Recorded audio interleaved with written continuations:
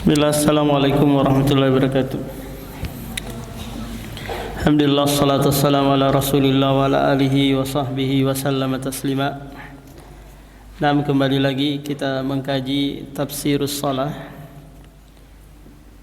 tafsir doa kunut. Di dalam agama kita doa kunut itu ada dua jenis. Yang pertama kunut nawazil, di mana Rasulullah SAW pernah sebulan full mendoakan keburukan bagi mereka yang membunuh 70 penghafal Al-Quran Rasulullah SAW. Kemudian yang kedua adalah kunut witir.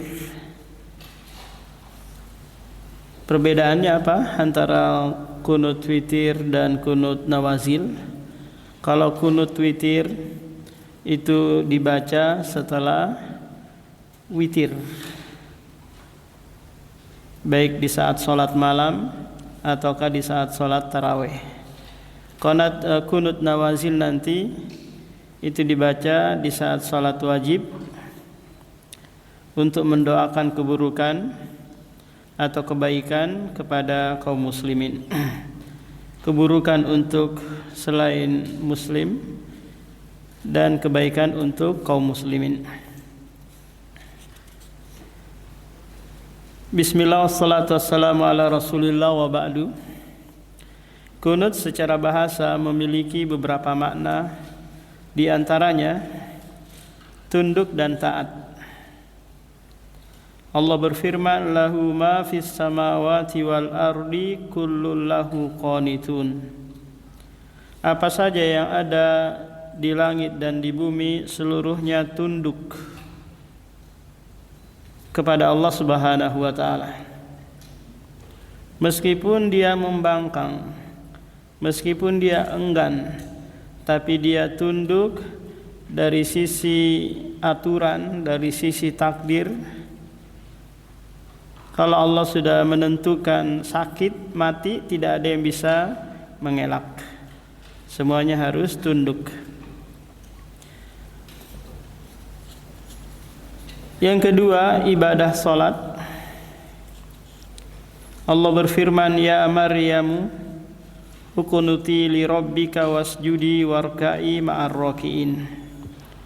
Wahai Maryam, lakukanlah salat untuk Rabbmu, sujudlah untuknya juga, dan ruku'lah bersama orang-orang yang ruku', salat berjamaah. Kemudian makna yang ketiga, diam dan tenang. Wa qumu lillahi qanitin. Ayat ini turun, sababun nuzulnya disebutkan di hadis Zaid bin Arqam, mengatakan sababun nuzulu hadhil ayah kunna natakallamu fi shalah yukallimu ahaduna akhahu fi hajatihi hatta nazalat hadhil ayah. Dulu kami mengobrol ketika salat, masih nanya kabar, nanya keadaan, bisnis dan yang lainnya.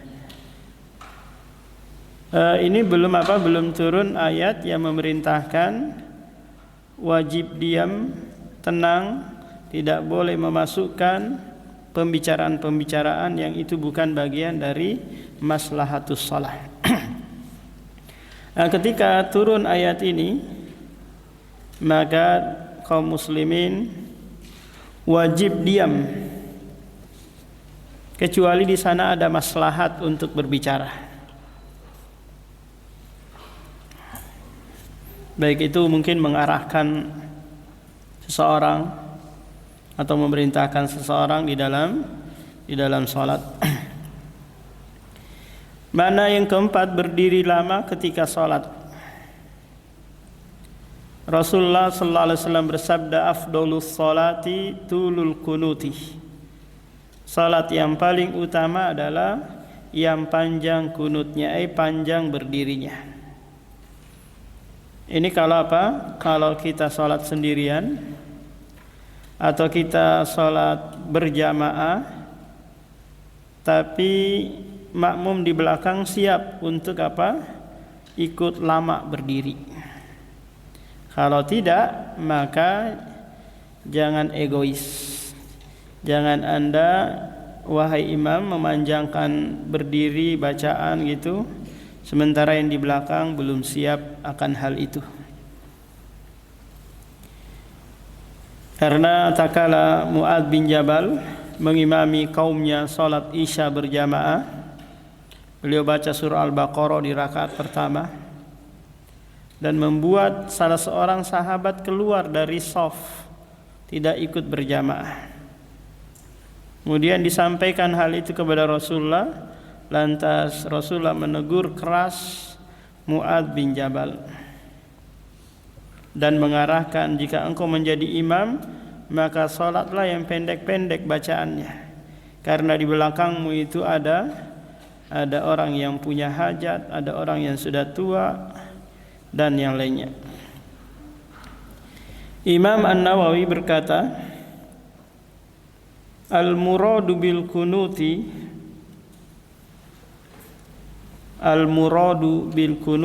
huna Al-muradu bil kunuti huna al-qiyamu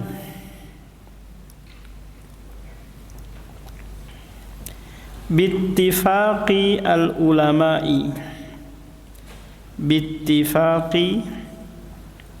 al-ulama'i fima alimtu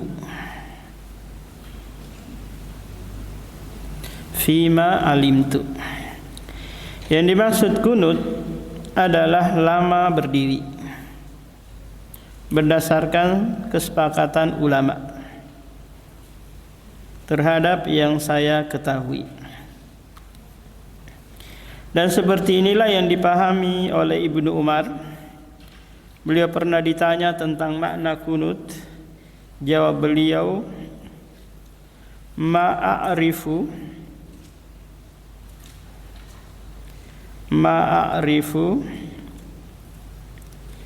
al-kunuta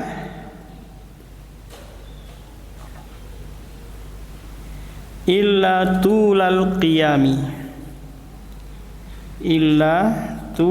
qiyami. Saya tidak mengetahui makna kunut selain memanjangkan bacaan ketika salat. Kalau memanjangkan bacaan ummahat mengharuskan apa juga? Memanjangkan berdiri, lama berdiri. Kemudian Ibnu Umar membaca firman Allah sebagai dalil bahwa yang dimaksud kunut adalah lama berdiri atau panjang bacaan. Amman huwa qanitun ana al-laili sajida wa qa'ima. Apakah kalian yang lebih beruntung ataukah orang yang beribadah di waktu malam dengan sujud dan berdiri?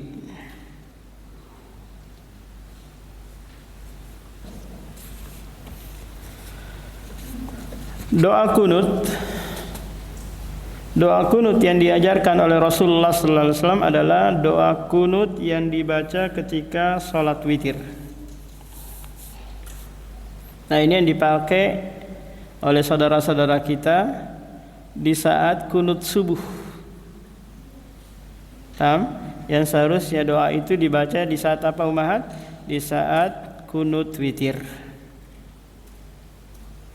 Dan kunut witir ini nanti bisa dibaca setiap malam di malam-malam Ramadan ataukah di malam-malam kita salat malam atau salat tahajud.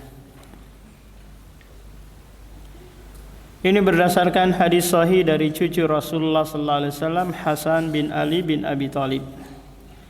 Beliau mengatakan, "Allamani Rasulullah sallallahu alaihi wasallam kalimatin aquluhunna fi kunutil witri." Rasulullah mengajariku beberapa kalimat yang aku baca di saat kunut witir. Jadi Al-Hasan menegaskan bahwa beliau mengajarkan ini untuk dibaca di saat kunut witir, bukan di saat kunut nawazil. Kunut nawazil itu doa kebaikan atau doa keburukan. Allahumma hdini, kalau ini yang mufradnya ya untuk satu orang. Kalau untuk jamaknya Allahumma hdina fiman hadait wa afina fiman afait. Kalau kita sendiri yang baca, maka apa? Allahumma hdini.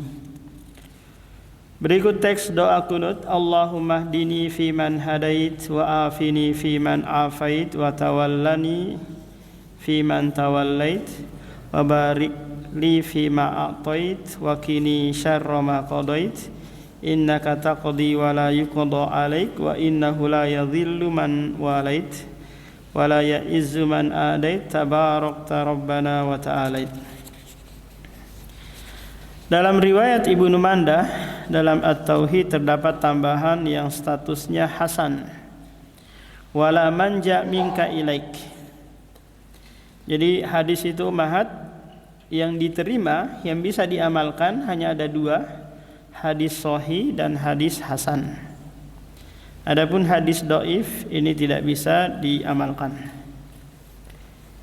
Tidak ada tempat selamat dari hukumanmu kecuali dengan bersandar kepadamu. Penjelasan doa kunut. Penjelasan ini diambil dari Majmu' Fatawa Ibnu Utsaimin atau Muhammad bin Shalih Al-Utsaimin. Allahumma hdini fi man hadait. Di awal doa kunut kita memohon kepada Allah petunjuk. Petunjuk berupa ilmu yang bermanfaat dan amal soleh. Ilmu yang bisa membimbing kita untuk memahami yang benar dan yang salah, bisa membedakan antara jalan lurus dan kesesatan. Berikut hidayah berupa semangat untuk mengamalkan, mengikuti kebenaran. Ini doa yang terbaik yang Allah ajarkan pula di surah Al-Fatihah. Ihdinas siratal mustaqim. Kenapa kita butuh hidayah umahat? Karena terkadang kita meskipun sudah banyak ilmu, tapi butuh lagi hidayah untuk bisa mengamalkan. Terkadang kita bisa mengamalkan, kita butuh lagi hidayah untuk diberikan kekokohan, ketetapan sampai mengamalkan itu di penghujung akhir hayat kita.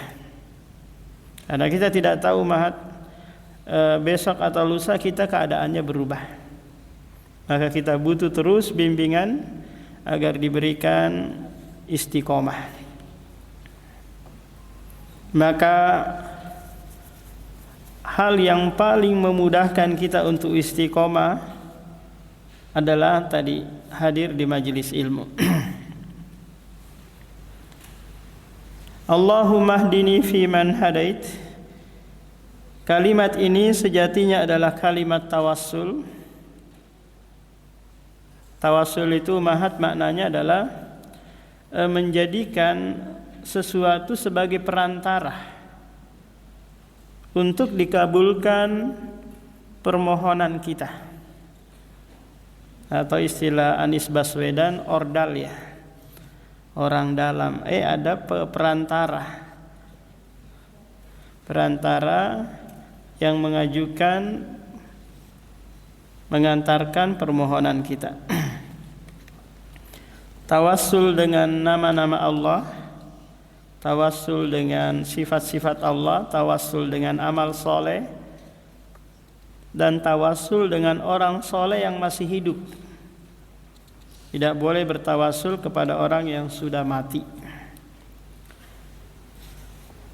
Kita menyebut kenikmatan hidayah yang telah Allah berikan kepada orang lain. Kita memohon hidayah kepada Allah sebagaimana Allah telah memberikan hidayah kepada hamba-hambanya yang lain. Mana kalimat ini umat yang menunjukkan ini? Fi man hadait, terhadap orang yang engkau telah berikan hidayah. Siapa itu? Minan nabiyyin was-siddiqin wasyuhada was-solihin,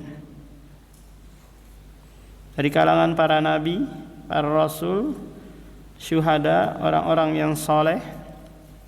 Maka berikanlah itu pula kepadaku. Sebagaimana Allah telah memberikan hidayah kepada hamba-hambanya yang lain. Semacam ini yang diistilahkan dengan tawassul fillah,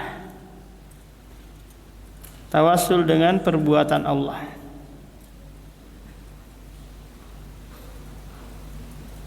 Dihapus saja B-nya itu mati, enggak usah pakai itu.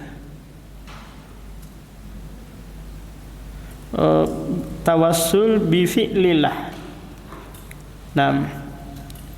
Yaitu bagian dari perbuatan Allah, dia memberi hidayah kepada siapa saja yang dia kehendaki.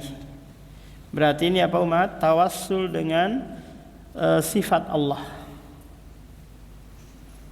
Kita memohon hidayah sebagaimana Allah telah memberikan hidayah kepada para nabi dan para pendahulu yang saleh.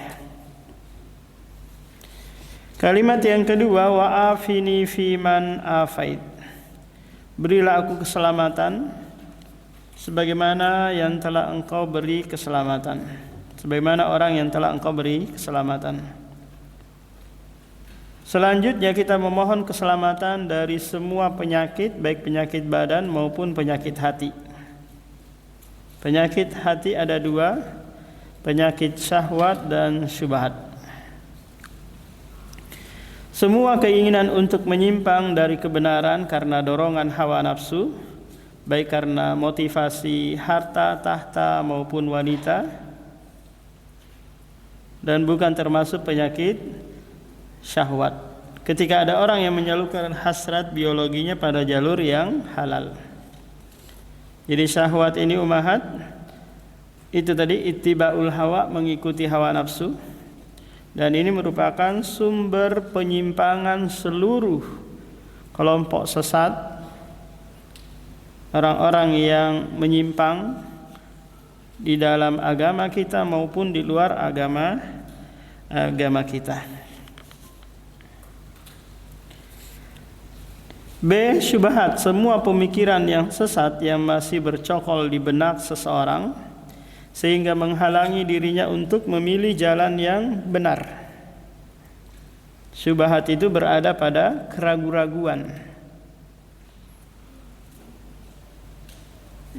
Di hadis yang ke-6 dalam Arba'in Nawawi pernah kita jelaskan, di mana Rasulullah menyebutkan innal halala bayyinun wa innal harama bayyinun.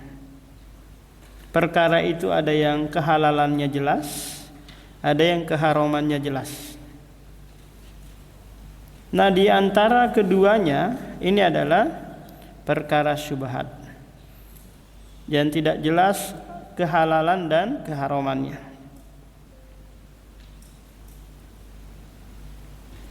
Maka bagaimana solusinya? Apakah mengamalkannya ataukah menjauhinya?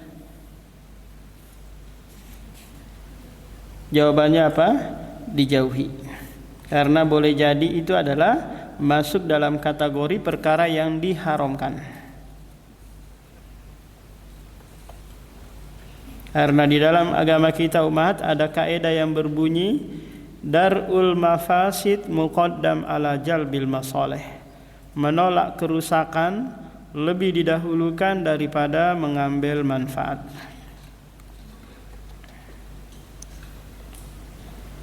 Kelima, watawallani fiman tawallait, jadilah wali bagiku sebagaimana engkau telah menjadi wali bagi hambamu yang engkau kehendaki.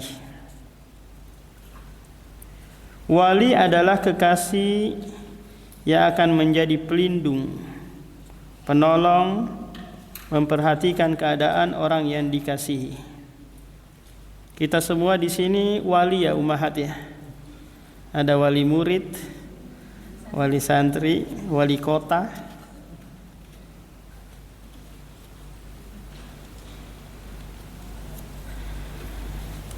Ketika Allah Subhanahu wa taala menjadi wali yang istimewa bagi hamba, maka Allah akan sangat memperhatikan si hamba ini, mengarahkannya ke jalan yang lurus, menyelamatkannya dari segala ujian di dunia dan di akhirat.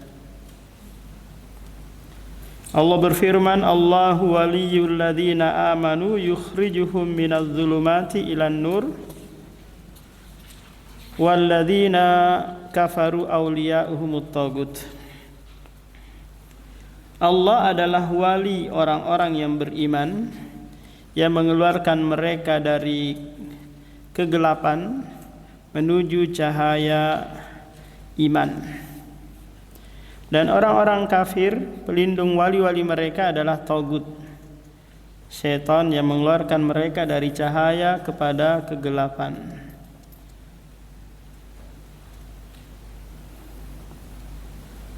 Kalimat wabarik li fi ma a'tait, berkahilah untukku terhadap apa yang telah engkau berikan kepadaku, baik itu umur, usia, harta, anak, suami dan yang lainnya. Berkah berasal dari kata birkah, tempat yang luas untuk menampung air. Kalau kita sekarang tandon mungkin ya, tempat air. Nah, dulu itu namanya birkah. Para ulama mengatakan berkah adalah kebaikan yang banyak dan bersifat terus-menerus atau dawam. Sedikit tapi berkah itu lebih bagus daripada banyak tapi juga keluar dengan cepat. Contoh, suami kita gajinya hanya 3 juta. Dari 3 juta itu kita bisa nabung 2 juta. Paham? 1 jutanya diirit-iritin, makan nasi tempe saja dan seterusnya. Dibandingkan mereka yang suaminya gajinya 10 juta tapi habis bayar listrik, bayar air, kredit rumah, kredit kulkas dan yang lainnya. Akhirnya apa? Belum berganti bulan sudah ngutang ke tetangga. Jadi habis.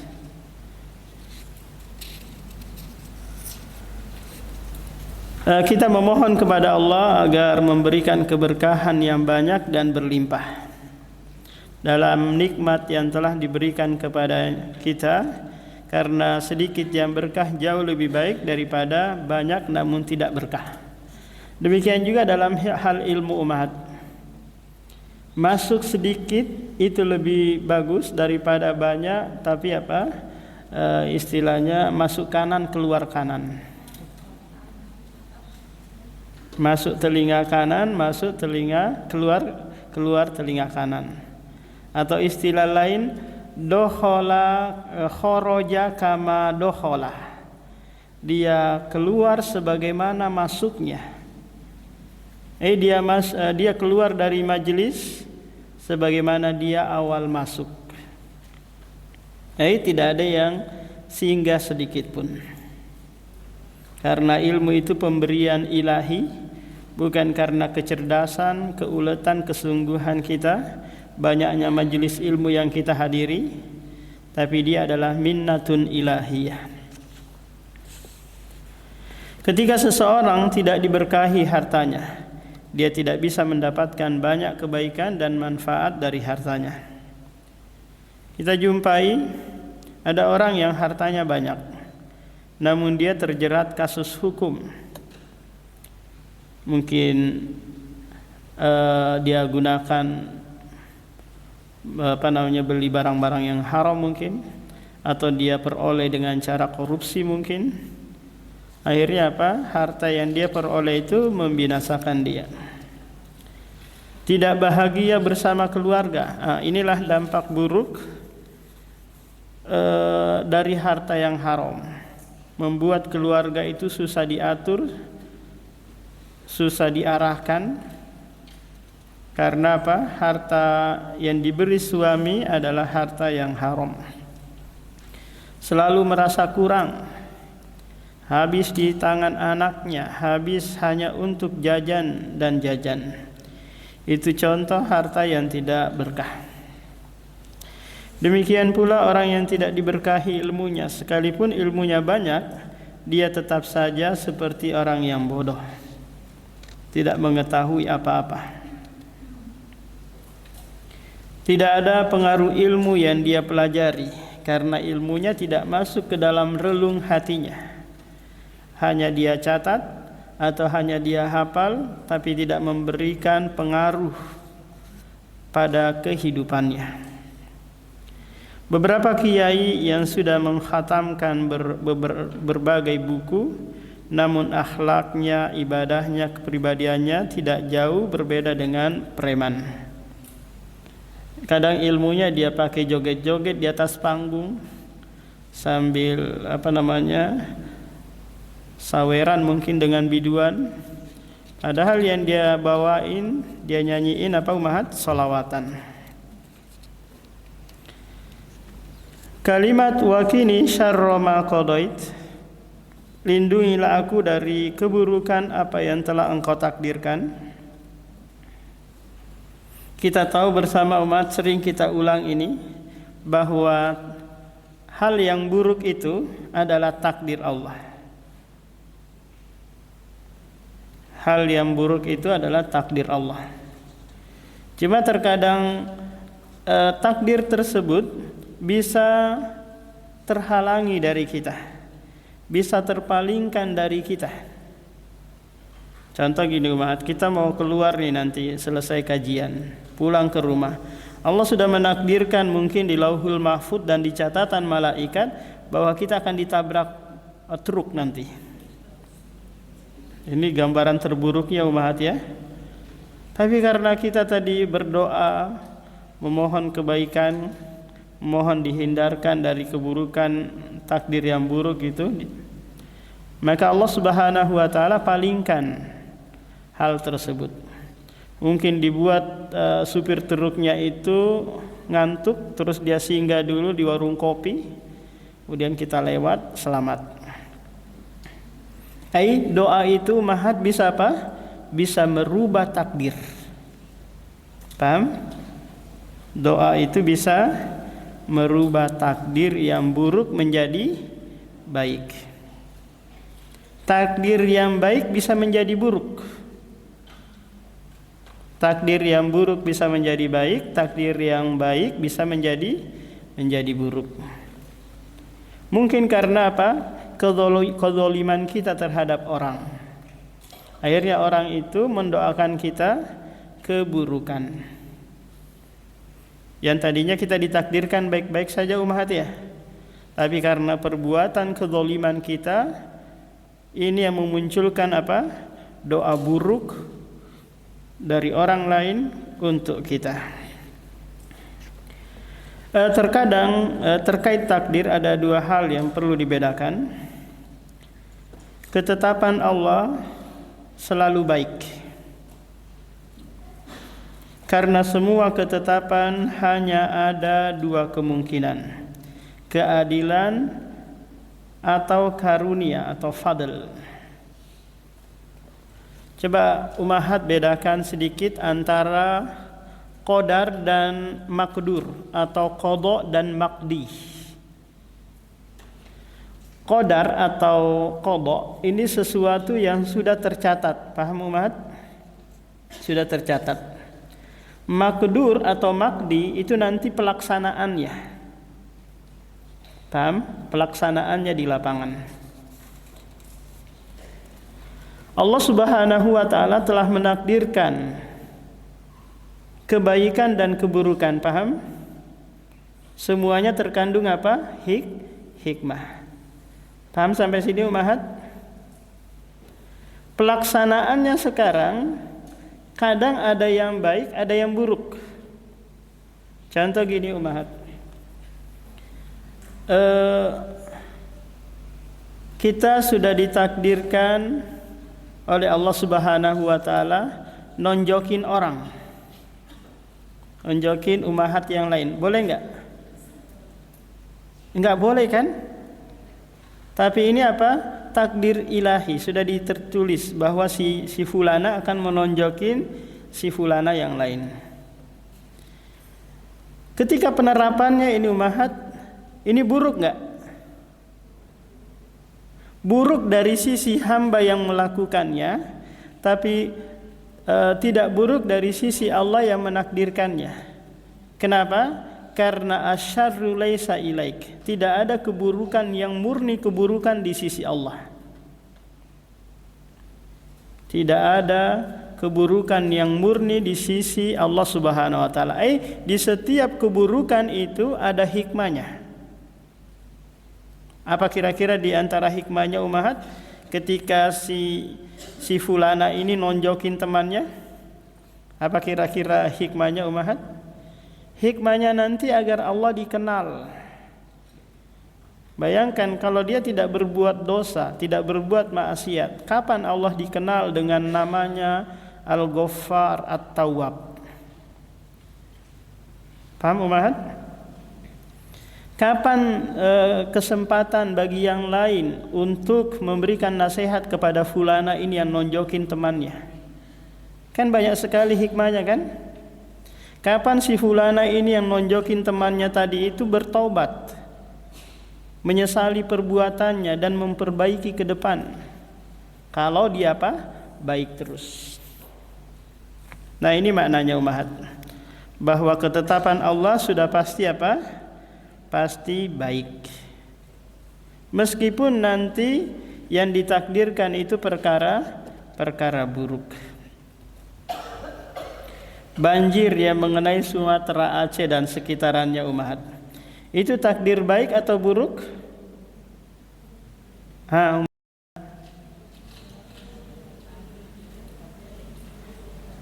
Itu takdir yang baik atau yang buruk?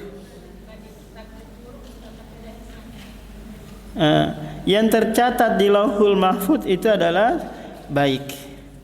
Pelaksanaannya di lapangan, di sana ada yang melakukan sebab terjadinya banjir, illegal logging mungkin, atau kurangnya kesadaran masyarakat di sana buang sampah pada tempatnya, akhirnya apa? Menyumbat saluran-saluran air sehingga terjadilah apa? Banjir besar. Tapi di balik penerapan takdir itu ummahat, ada apa? Ada kebaikan yang banyak. Terjadinya musibah itu banyak kebaikan di sana. Akhirnya Pak Prabowo mengirimkan bantuan yang kalau tidak terjadi banjir nggak terkirim bantuan ke sana kan ummahat ya. Nah itu. B, sesuatu yang Allah tetapkan, al-maqdur alaih. Sesuatu yang Allah takdirkan artinya adalah makhluk dan kejadian di alam ini. Sesuatu yang Allah takdirkan ada yang baik, ada yang buruk. Ini yang kita jelaskan tadi ummahat. Makdur atau maqdi. Semua takdir baik seperti ditakdirkan menjadi orang mukmin, dilapangkan rezekinya, diberi rasa aman, bagian dari karunia Allah. Sebaliknya keadaan buruk yang Allah tetapkan sejatinya bagian dari keadilan Allah Subhanahu wa taala.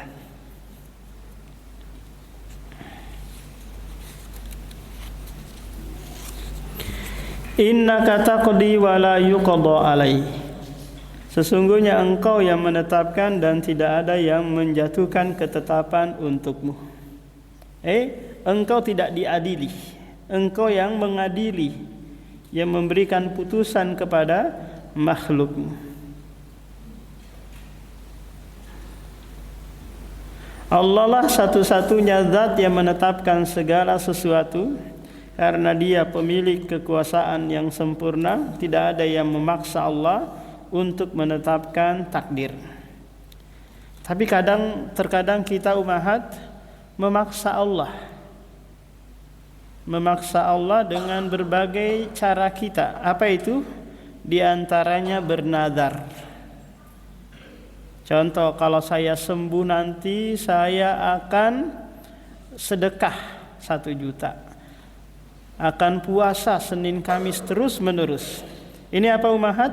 Memaksa takdir kan? Memaksa Allah agar apa? Kesembuhan itu datang untuknya. Tak kala kita mau buka usaha, contoh mau jualan salome ini, ya Allah mudahkan urusan jualan salomeku ini. Memaksakan Allah Subhanahu wa taala agar apa? Agar jualan salomenya itu baik untuknya terus menerus tanpa harus apa? Meminta pilihan kepada Allah. Ini namanya apa umahat? Memaksakan yang kemungkinan itu buruk harus baik. Sehingga dia hanya meminta, ya Allah mudahkanlah, ya Allah lancarkanlah usahaku ini. Adapun baik dan buruknya ke depan enggak usah kamu pikirin ya Allah. Yang terpenting apa? Lancarkan saja.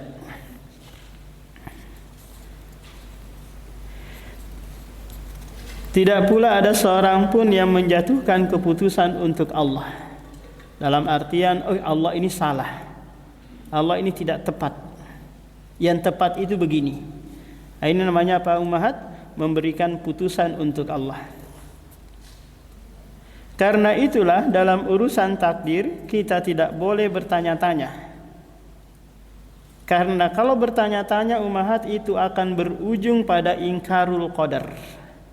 Kenapa ya? Kenapa ya? Kenapa ya? Kenapa ya suamiku kayak gini? Kenapa ya teman-temanku kayak gini? Ini apa? Akan berujung pada ingkarul qadar. Mengapa Allah menetapkan takdir demikian? Apa alasan Allah menciptakan setan yang bisa merusak dan seterusnya? Allah tegaskan dalam Al-Quran, la yus'alu amma yaf'alu wa hum yus'alun. Dia tidak ditanya terhadap apa yang dia lakukan, karena semua yang ada ini milik dia. Mungkin gak kira-kira umahat kita bertanya kepada seseorang yang orang itu melakukan apa yang dia miliki. Contoh ada teman kita nih, dia punya rumah tangga, punya rumah di dalamnya. Masa kita tanya-tanya, kamu ngapain sama suamimu tadi malam? Kamu ngapain sama anak-anakmu? Uang dari itu dari mana saja? Enggak perlu. Ini bukan urusan kita. Karena segala apa yang dia lakukan di dalam rumahnya itu adalah milik dia. Orang lain enggak perlu apa umahat? Tahu atau kepo. Kalimat wa innahu la yadhillu man walait, sesungguhnya tidak akan terhina orang yang engkau jadikan walimu. Di atas kita telah memohon kepada Allah agar dia menjadi wali bagi kita. Bagian ini kita memujinya, bahwa tidak akan terhina orang yang engkau jadikan walimu. Dalam doa ini pula kita diajari bahwa kita hanya akan mencari kemuliaan dari Allah dengan berusaha menjadi walinya dan tidak menjadi musuhnya. Siapakah wali Allah Subhanahu wa taala? Maka jawabannya disebutkan di surah Yunus. Ala inna awliya Allahi la khaufun alaihim wa la hum yahzanun alladzina amanu wa kanu yattaqun. Ketahuilah bahwasanya wali-wali Allah, siapa mereka umahat? Alladzina amanu wa kanu yattaqun, yaitu orang yang beriman dan bertakwa. Hadiah terbesar umahat bagi wali-wali Allah dari Allah untuk mereka apa kira-kira umahat? La khaufun alaihim walahum yahzanun.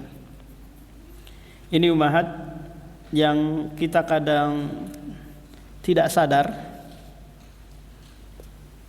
dan ternyata inilah yang dicari oleh seluruh manusia dalam kehidupan ini umahat, yaitu ittiradul ham, menolak kesedihan dan rasa takut akan masa depan.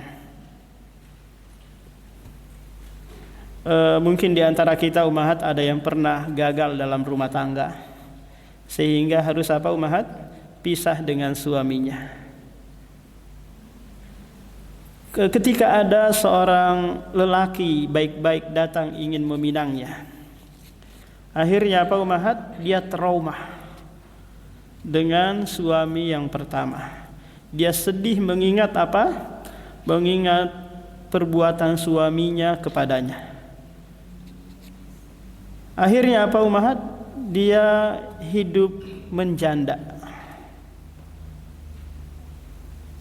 Karena dia anggap semua lelaki itu sama dengan suami pertamanya kan?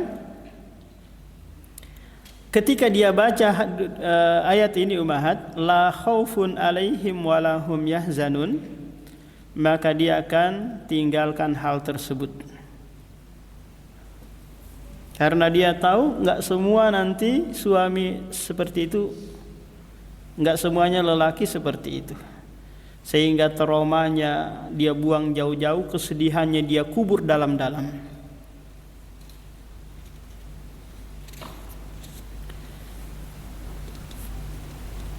Syekhul Islam mengatakan, kullu man kana mu'minan, kullu man kana mu'minan taqiyan kana lillahi waliyan. Siapa saja yang beriman dan bertakwa, maka dia menjadi wali Allah. Makin tinggi keimanan dan ketakwaannya, makin tinggi pula kewaliannya. Beriman dalam hatinya dan menampakkan pengaruh iman dalam tingkah lakunya. Karena iman itu Umahat akan membuahkan amalan zahir. Amalan zahir harus didasari iman. Tutur katanya, perbuatannya, semuanya dibangun di atas keimanan. Jadi iman itu bukan hanya sekedar teori, tapi dia harus memberikan dampak baik dalam kehidupan kita. Ketika suami mentalak kita Umahat, aku ceraikan kamu. Bagaimana sikap seorang istri yang beriman? Apakah dia stres? Apakah dia tampar-tampar pipinya atau robek-robek bajunya mendengar kata suaminya seperti ini? Di sini pentingnya apa Umahat? Keimanan. Ya alhamdulillah bang, kalau kamu ceraikan, berarti Allah menyiapkan suami yang lebih baik daripada anda. Selesai. Paham? Ini apa? Ucapan ini keluar dari apa Umahat? Dari dasar keimanan, bahwa tidaklah Allah memberikan sebuah keputusan kecuali ada hikmah di baliknya.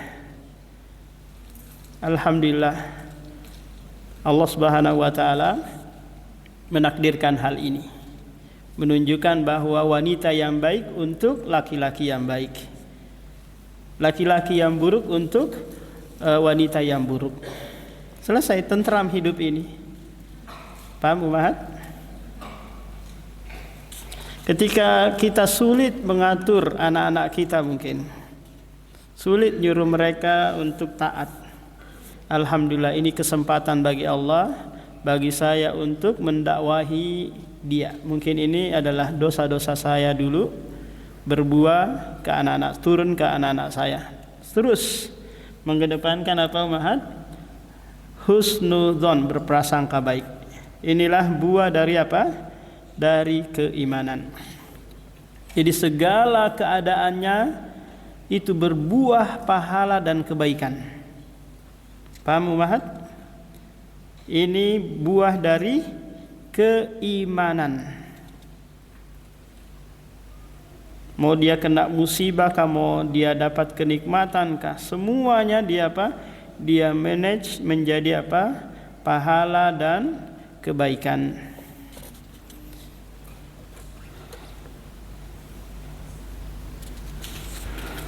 Ada orang yang jarang sholat, suka Apa ini? Nenapi. Apa ini Mahat? Di kuburan, gua-gua Rogo Sukmo, sampai bisa mengobati dan membuka praktek pengobatan alternatif. Kemudian dia ngaku wali. Kita benarkan pengakuannya ini dan kita nyatakan dia wali setan dan bukan wali Allah. Dia mengobati karena dibantu oleh setan. Jadi Syekhul Islam Ibnu Taimiyah membuat ini tulisan yang judulnya Al-Furqan Baina Auliya'illahi wa Auliya'ir Rahman. Perbedaan antara wali Allah dan wali setan. Lihat aja umat, kalau sekiranya ada wali yang nggak pernah sholat, wali yang nggak pernah nggak pernah ibadah, kerjanya telanjang kesana kemari, atau kerjanya macam-macam gitu, bertapa sampai 11 tahun, maka ini adalah wali-wali setan. Atau dia interaksi memperlihatkan kekebalan dia, atau ini hal-hal yang nyeleneh itu, tapi dia nggak sholat, nggak apa, maka ini pasti wali setan. Jadi pertolongan Allah kepada wali-wali Allah itu tidak diduga-duga, tidak dia membuat dulu ritual atau bacaan-bacaan tertentu. Kalau di Balikpapan ini hampir nggak pernah lagi kita lihat ya umat, ada orang buat interaksi di pinggir jalan gitu ya. Dia makan beling mungkin, atau dia tusuk-tusuk badannya. Nah, ini adalah wali-wali setan. Kalimat wala ya'izzu man adait, tidak akan mulia orang yang menjadi musuhmu. Setiap musuh Allah Subhanahu wa taala, mereka adalah orang-orang yang hina. Karena mereka mencari kemuliaan dari selain Allah Subhanahu wa taala. Siapapun yang menjadi musuh Allah, dia tidak akan mulia di dunia dan di akhirat. Meskipun dia banyak memiliki harta, pengikut dan yang lainnya. Dia hanya mendapatkan kehinaan dan kerugian. Allah berfirman, "Man kana aduwwan lillahi wa malaikatihi wa rusulihi wa Jibril wa Mikal, fa innallaha aduwwul kafirin." Ayat ini menunjukkan bahwa semua orang kafir adalah musuh Allah. Dan semua orang kafir berada di posisi terhina. Namun sayang, banyak orang muslim yang silau dengan prestasi dunia mereka, sehingga mereka memandang orang kafir sebagai orang yang hebat, layak ditiru peradabannya. Nah, ibu-ibu terkadang yang sering drakor gitu, sering nonton drama Korea, secara tidak langsung umahat memuji-muji mereka. Maka kalau nanti timbul kecintaan, maka dengan sebab ini Anda akan dikumpulkan dengan artis-artis Korea itu. Almar'u man ahabba. Seseorang itu bersama dengan orang yang dia cintai. Kalau anak Anda atau suami Anda penggemar Ronaldo, penggemar pemain bola dan yang lainnya, sampai cinta banget kepadanya, nanti akan dikumpulkan bersama Ronaldo di akhirat kelak. Ibu-ibu yang senang artis-artis yang luar biasa di Indonesia ini, sampai cinta banget kepadanya, maka akan dikumpulkan bareng bersamanya umat. Almar'u man ahabba. Seseorang akan dikumpulkan bersama orang yang dia cintai. Karena alasan inilah Rasulullah sallallahu alaihi wasallam melarang kita untuk memanggil orang kafir dan orang munafik dengan panggilan kehormatan, dengan panggilan yang berisi sanjungan atau yang semakna. Beliau bersabda, la taqulu lil munafiqi sayyidun fa innahu iyyaku sayyidan faqad ashattum rabbakum azza wa jalla. Jangan kalian menyebut orang munafik sayyid, tuan. Kalau perempuannya apa umahat? Sayyidatun. Karena banyak TKW Indonesia bekerja di Arab Saudi sana, karena kebiasaan kita orang Indonesia umat nyingkat-nyingkat bahasa, jadinya apa? Sayyidatun jadinya siti. Sayyidatu jadi disingkat jadi apa? Siti. Pulang ke Indonesia jadi nama Siti Nurbaya, Siti Nur Aziza dan yang lainnya. Padahal itu maknanya apa umat? Tuan wanitaku.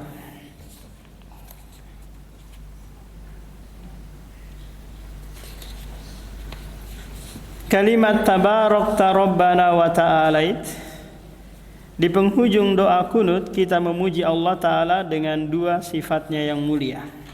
Sifat tabarak artinya kita mengakui bahwa Allah ahlul barakah, sumber keberkahan.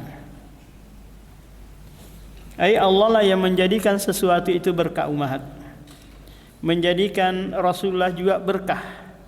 Berkah dari sisi jasadiyah. Hanya Nabi Muhammad SAW saja yang berkah dari sisi jasadnya, yang jika dia pegang makanan itu bisa berkah, badannya dicium bisa mendatangkan keberkahan, keringatnya, ludahnya bisa apa? Mendatangkan keberkahan. Adapun selain Nabi enggak, sama saja. Apalagi Habib-Habib, jadi enggak perlu dicium tangannya, kakinya, rambutnya dan yang lainnya, tidak mendatangkan keberkahan. Ini muncul karena apa umat? Karena sifat gulu saja. Yang kedua, sifat al-ulu, maha tinggi. Allah maha tinggi zat dan sifatnya, karena Allah tinggi di atas arsy sana. Maha tinggi sifatnya artinya zat Allah berada di atas seluruh makhluknya, di mana di atas Allah nggak ada lagi sesuatu umat, nggak ada lagi langit, dan terpisah dengan seluruh makhluknya, karena Allah Ta'ala tersucikan dari keadaan menyatu dengan makhluknya. Allah berada di atas arsy, Allah tidak nyentuh dengan arsy-Nya, tapi dia berada di atasnya. Maha tinggi sifatnya artinya Allah memiliki sifat-sifat yang sangat mulia, yang tidak ada kekurangan sedikit pun. Sifatnya berbeda, berada di puncak kemuliaan. Tidak ada satupun yang kurang maupun yang cacat pada sifat Allah. Tak kala Allah memiliki sifat Ar-Razzaq, nama Ar-Razzaq umahat, maka yakinlah Anda pasti diberi rezeki. Meskipun Anda malas kerja, meskipun Anda sering bermaksiat kepadanya, Anda tetap diberi rezeki. Kalimat walaman ja'a minka illa ilaik. Selanjutnya kita juga memuji Allah, mengaku betapa maha kuasanya Allah. Tidak ada satupun makhluk yang bisa selamat dari hukumannya atau ujiannya, kecuali mereka yang bersandar kepadanya. Dianjurkan berselawat ketika mengakhiri kunut, kunut witir. Dianjurkan untuk membaca selawat ketika mengakhiri doa kunut, karena demikianlah yang menjadi kebiasaan para sahabat di masa lampau atau silam. Imam Albani, Nasruddin Albani mengatakan, qad sabata fi hadisi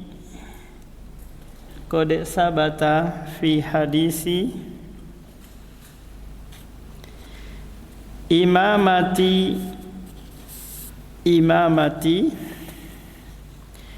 Ubay ibni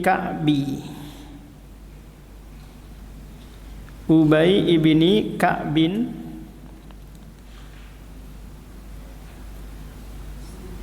an-nasa fi qiyami Ramadana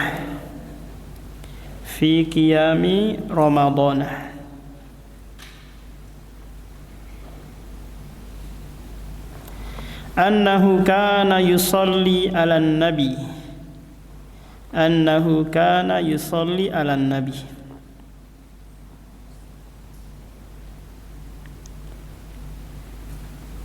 Fi akhiril kunuti,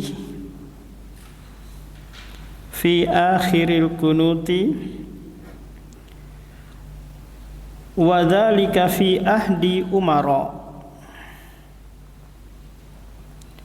wa dzalika fi ahdi Umar radhiyallahu an.